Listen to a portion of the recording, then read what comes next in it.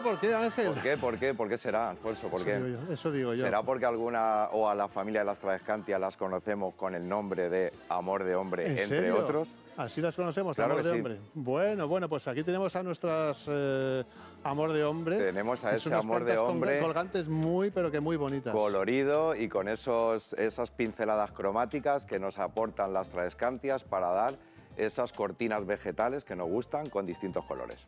Bueno, pues al lío cuando quieras. Pues Déjame que recuerde en primer lugar nuestro teléfono fijo para cualquier duda que tengáis con vuestra planta o el WhatsApp para que mandéis la foto, la analiza Ángel y os quedáis perfectamente informados. Claro que sí. Al lío, venga, cuando quieras. Si te parece, empezamos diciendo que las Tradescantias son plantas herbáceas y perennes.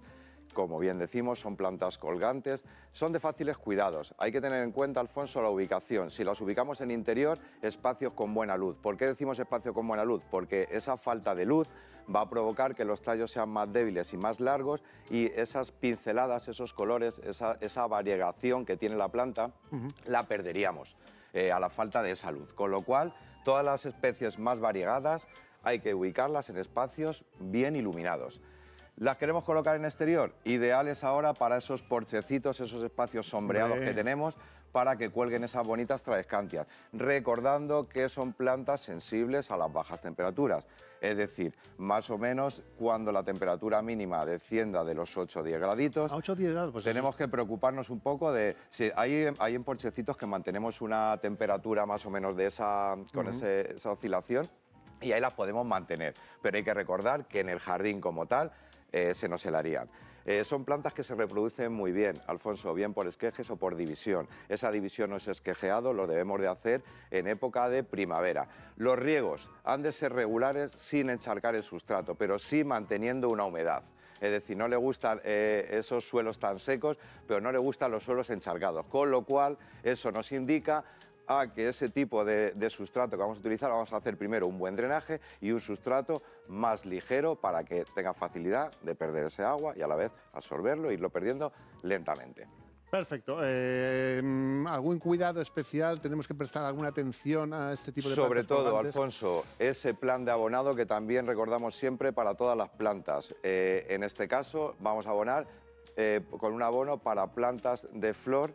Hay que recordar que tienen florecitas, son de pequeño tamaño, de colores blancos, rosados, púrpuras o azulados, y esas florecitas aparecen en los meses de primavera-verano. Vale. El valor más ornamental de la planta recala sobre su follaje, más que esas flores. Las flores es un complemento, pero lo más vistoso, lo más bonito, son el follaje que nos aportan. Hay que recordar, mira, Alfonso, tenemos aquí una que nos brinda unas pinceladas de color rosita, ¿ves? Va haciendo ahí una variegación. Hay mucha variedad de plantas. Sí, además, mira, tenemos la Tradescantia Nanud. Es una Tradescantia, mira, vemos el enver de la hoja, cómo vemos un color ahí más rosita. Que se vea. Sí, ahí, más bonito. O sea, eso, ahí, ¿lo vemos?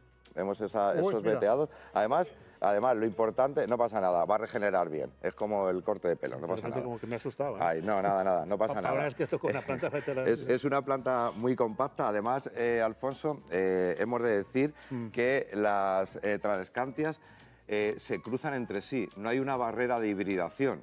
Es decir, entre ellas mismas van haciendo variedades ahí distintas, o sea, con esa hibridación. Una especie de enredadera. Y luego, muy interesante y muy curioso, las Tradescantias se utilizan para detectar los efectos mutágenos de los contaminantes atmosféricos. Perdona, es decir, que aquí me he perdido yo. La Tradescantia se utiliza, se les pone las flores durante 30 horas, en uno de los casos, hay otros métodos, y ahí valoran esa contaminación ambiental o atmosférica que tenemos. Sí, a través de con esa ese planta. método y con el método de las flores que van cambiando los pelitos de color también se utiliza para detectar, es decir, aparte de, Alfonso, de las plantas, que ya sabemos todo lo que nos aportan, y darnos colorido en el jardín y ponernos todo bonito en interiores, aparte las plantas, la naturaleza es sabia, con lo cual también hay que tener en cuenta que también estas plantas nos ayudan a detectar esos contaminantes por el ritmo de vida, vehículos, industria, etcétera. Oye, por su follaje, ¿está bien dicho el follaje? O sea, follaje, muy bien. Tiene pinta de que atraen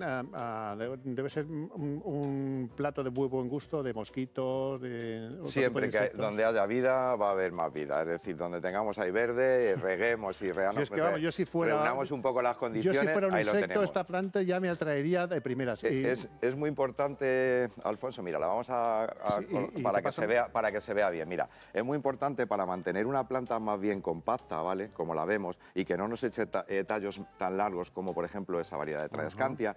Si hacemos unos cortecitos en el ápice, ¿vale? Vamos a conseguir que la planta sea más compacta y crezca de esta forma más armonizada por todos los sitios, más rellenita, más compactita en definitiva. Muy bien, y lo que te decía de los cómo se fumiga, de alguna forma especial, o cómo se protege de los bichos externos. Siempre con esos insecticidas que hablamos de preventivos, hablar de esos tratamientos preventivos para que esos insectos no se apoderen de nuestras plantas en sí. Y por último, dices que por debajo de los 8 grados que sufren, me imagino que cuando llega ya el otoño se pueden volver a guardar al interior. Las colocamos en interior, como bien y decimos, aguantan en espacios tranquilamente. con buena luz, sobre Ya todo está. esas variedades que tienen variegación, para que esa variegación nos las marque bien, esos colores, esas franjas, esas pinceladas, nos muestre esos colores vivos. Muy bien, venga, pues vamos con una fotografía de WhatsApp de Antonio que te quiere hacer la siguiente consulta. Ángel, a este laurel le crecen las hojas de color negro. No lo riego mucho. ¿Por qué puede ser, Ángel? Vale, ahí lo que tenemos que valorar es esa necrosis provocada. Muchas veces, Alfonso, el no regar mucho, es verdad que nos curamos en salud, pero hay que valorar ese suelo que tenemos. Muchas veces ese suelo, aunque reguemos poco, esas capas de ese suelo acumulan mucha humedad, suelos muy pesados, con lo cual muchas veces nos pensamos que estamos regando poco, pero tenemos humedad en el suelo. Esas necrosis que nos marcan de esas hojas nuevas que aparecen con esos tonos negros, son hojas necrosadas por problemas de hongos. Debemos de tratar con un fungicida, hacer tratamientos de intervalo de 15 días siempre y valorar 15 días. el estado de la planta. Es muy importante analizar y ver nuestro suelo antes de regar, puesto que nos puede engañar el pensar que por un intervalo que nosotros tengamos lo estemos haciendo bien y Muy realmente bien. haya una humedad relativa en ese suelo. Muy bien, pues perfectamente contestada. Pilar de Guadalajara tiene la siguiente consulta. Dice que tiene una cuna de Moisés. A las hojas, las puntas se le están secando un poco. La tiene dentro y la riega cada 8 días exactos, dice Pilar. Vale, ahí lo que debemos de valorar es Spathiphyllum o cuna de Moisés, es una planta que a la vez, como otras plantas, cuando nos manifiesta un trasplante, una falta de nutrientes, nos lo manifiestan esas puntitas de esa forma. Con lo cual, si lleva mucho tiempo en esa maceta, deberíamos de hacer un trasplante en una maceta al doble del tamaño que llevamos y aportarle un sustrato que sea muy ligero.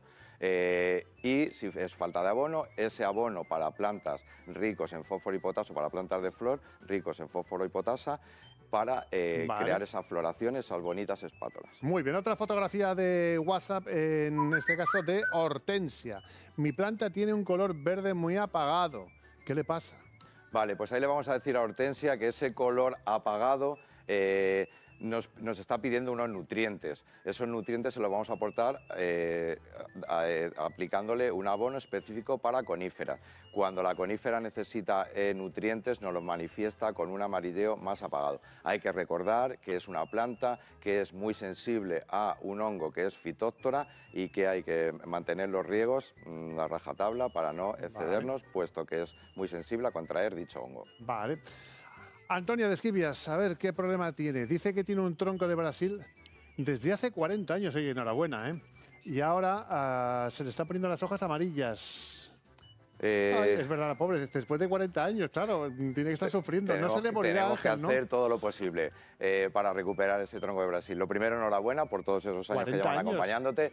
Y lo que vamos a hacer, Alfonso, es ese amarilleo nos podemos decantar por dos motivos muy principales, que son ese exceso de riego y esa falta de nutrientes. Cuando tenemos esa falta de nutrientes, lógicamente esos órganos verdes tienden a amarillear. Habría que valorar si alguna plaga, como por ejemplo araña roja, alguna cochinilla, tuviésemos asentado y nos provocase esa decoloración.